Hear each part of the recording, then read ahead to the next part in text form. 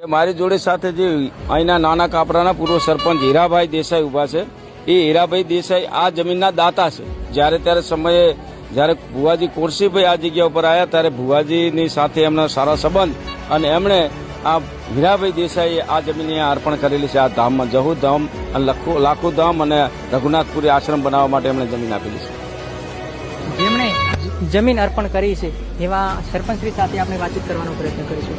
શું કહેશો જે આ માતાજીને લઈને આપણે પાવન દીકરીનો પર્વ જે મંદિરને લઈને જમીન અર્પણ કરવામાં આવી છે તેને લઈને કેવો જોવા મળે? અહીંયા માતાજીના બાપુના આશીર્વાદથી ભુવાજી અહીંયા આવેલા હતા અને અમને બોલાવીને વાત કરી કે આ જગ્યાએ આપણે બાપુનો આશ્રમ બાંધવો છે.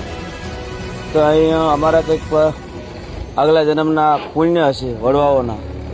અમે કીધું કે ભાઈ તમે આટલું બધું કામ કરતા હો, મંદિર બનાવતા હો, આશ્રમ વધતા હો, તો મારી જમીન અહીંયા છે તો હું તમને આપીશ.